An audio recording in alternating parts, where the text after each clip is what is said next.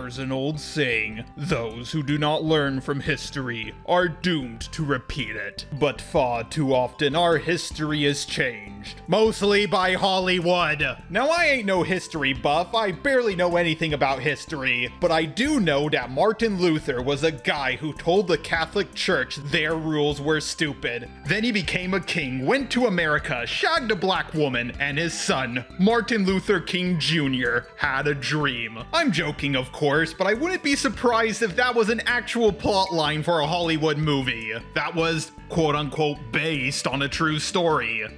Of course, we don't talk about how George Washington owned slaves. However, in an alternate universe where he didn't own slaves, he probably couldn't lead the Revolutionary Army because he would be at home tending to his own fields and preparing his own meals. And someone else who did own slaves would probably be the one to lead the Revolutionary Army. Davy Crockett, despite how pro-Native American he was, also owned slaves. Which does add up considering the Battle of the Alamo greatly predated the Civil War. Christopher Columbus wasn't the first European to discover the continent of America. Not because the Vikings discovered it first, but because he never stepped foot on the continent. The myth of him discovering America was started by Italian Americans so they would be more accepted when they came to the New World. But of course, the most infamous example of Hollywood changing history was with the Disney Pocahontas movie. Pocahontas was of course 10 to 13 at the time. She did not sacrifice herself to save John Smith. More than likely, John Smith just misunderstood a tradition the tribe was having when they were making him a member of the tribe. Although it should be noted, none of us were around back then, so who knows, maybe they did try to kill him. The Disney adaptation was actually based on this book John Smith, the man with the most generic name in the world, wrote, where Pocahontas is aged up, and I think there was even a part where 30 women surrounded John Smith and were asking him for sexual favors. I think I now know where the term based on a true story comes from, because this is totally based. Several people across the last couple of years of course called this out, and Hollywood learned their lesson. Instead of downplaying the actions of white men, they would do it to black people. And they made the Woman King. Now, I brought up all those other examples about history being changed to show that Woman King is not a unique example. Hell, it's not even the first time they lied about a historical black woman. Newsflash, Harriet Tubman did not have psychic powers. But it's the most recent example, and boy howdy did it get a lot of backlash. I remember one of my black friends said to me, I really love the people in this movie, but then I later discovered that they were slave owners. Is this what it's like to feel white all the time?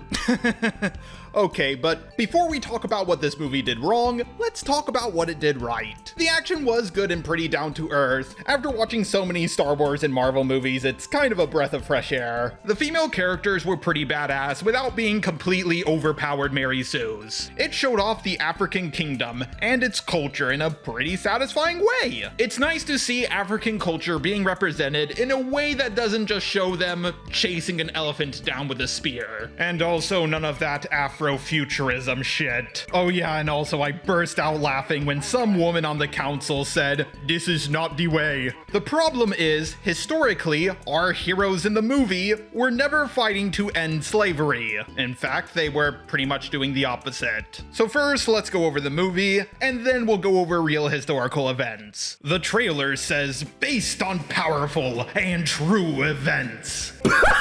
This is one of Hollywood's favorite excuses to use. We're not saying it's a true story, but it's based on a true story. But when people hear the term based on a true story, they expect it to be mostly historically accurate with only a few dramatized things. Like if there was a movie based on the rise of the Soviet Union that had Rasputin as an actual wizard, people would know that was just added to make it more dramatized. But if there was a scene where the greedy capitalist USA poisoned Lenin, most people wouldn't be able to pick up on the fact that that was completely historically inaccurate. The film takes place in the West African kingdom of Dahomey, which was indeed the most powerful African country during the 18th and 19th century. And yes, there was indeed a group of warrior women called the Gahoji. I should also note that these female warriors historically had their clitorises chopped off. Western Europeans even called them the African Amazons. The plot of the movie goes like this. this.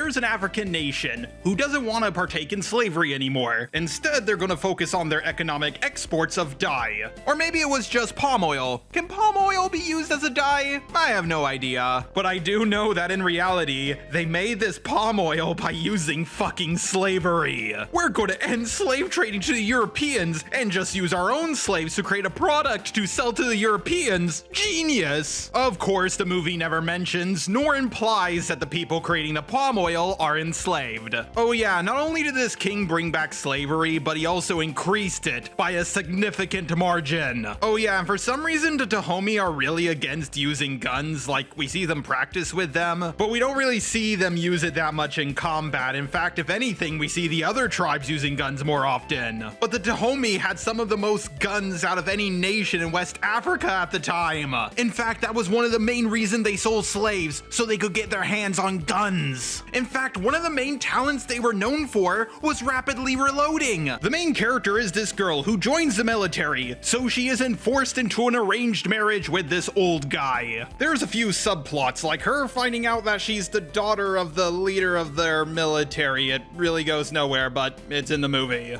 There's another subplot with her having romantic interest with a guy who's a descendant of her tribe, but he grew up in the Western world. There's also a part where she gets captured by the Europeans, but the movie ends with the Dahomey coming together and kicking the Europeans' ass. Now, as you might have guessed, this isn't exactly historically accurate. Now, personally, I think Hollywood should have told the story of the Zulu Kingdom. Yes, they did eventually lose to the British, but for a very long time they held their own, and it's a very inspiring story. But the Zulus didn't have an army made up of women, and black women are extremely valuable to Hollywood. You get both the race and the sexism card at once! It should also go without saying that the Agoji were the inspiration for the female warrior group in Black Panther. Historically speaking, the Dahomey Kingdom took over other tribes, enslaved them, and sold them to Europeans for rifles, tobacco, and other things like that. And yes, many of the slaves they sold did end up in America. Very ironic considering this is an American movie. The king in the movie, who was indeed a real historical figure, was never anti-slavery. In fact, he was very pro-slavery. But the main conflict he had with the Europeans during his reign was actually the British trying to end slavery. They had to blockade the Dahomey so they would no longer be involved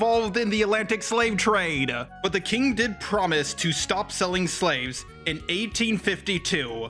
Well, that's a very nice ending to the story, and oh wait, there's a typo in my script. Literally the next year, the king continued to sell slaves all the way to 1857. Of course, the lead actress said if you don't go see this movie, then you're racist, and you don't think black women can lead the box office. And while the media is trying to create propaganda saying that only white people got upset with this movie, no, black people were especially upset with its historical revisionism. And let's check out the score it has on Rotten Tomatoes. You know, that's a pretty high critic score. It was expected, but I bet the audience score is, oh my god, it's higher, it's nearly 100%. Remember the good old days on Rotten Tomatoes when the critic score would be really high with a movie like this, but the audience score would be really low? Like, we've known for years that Rotten Tomatoes is manipulating numbers, but could you be a little less obvious about it? Like 70% I could believe, but nearly 100%? No. And it's been at 99% for months now. Now, did this movie bomb at the box office? Well, no. It had a budget of $50 million, which I believe is not including the advertising budget, and it nearly made $100 million.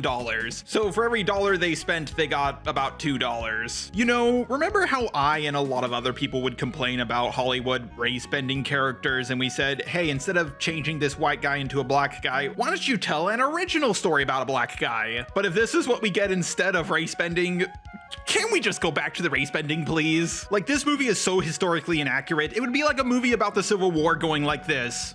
Oh no, the Yankees are coming and they're being led by Abraham Lincoln. He's gonna take away our state rights. Moo-ho-ho, it's me, Abraham Lincoln. I'm gonna take away all the states' rights, and federal law shall always trump state law. Oh no, what are we gonna do? Oh my god, look there, it's Robot Lee to save the day. Fear not, my Confederate brethren. It is I, Robot Lee, with my sidekick John Wilkes Bott, to win the Civil War. Oh golly, for state rights? Yes, for state rights, because this is what this war is about. I honestly can't wait for this to be taken out of context and used against me. Listen, it's not okay when we change history to make Europeans look better than they really were, but it's also bad when we change history to make African slavers look less worse than they really were. I know people get triggered when I say this, but yes, there were black slave owners. However, that does not make the European slavers any more good. It's really weird to me that the mainstream media chose defending slave owners as their hill to die on. I guess the old saying is true. The more things change, the more they stay the same. Things have literally become so progressive that it looped back around to being regressive. I understand that I'm very late to the bandwagon on this, but I wanted this colossal fuck up from Hollywood to still remain in the public conscious. You can make the argument that maybe they enslaved people because if they didn't, they would be enslaved themselves, but you can't act like it never happened.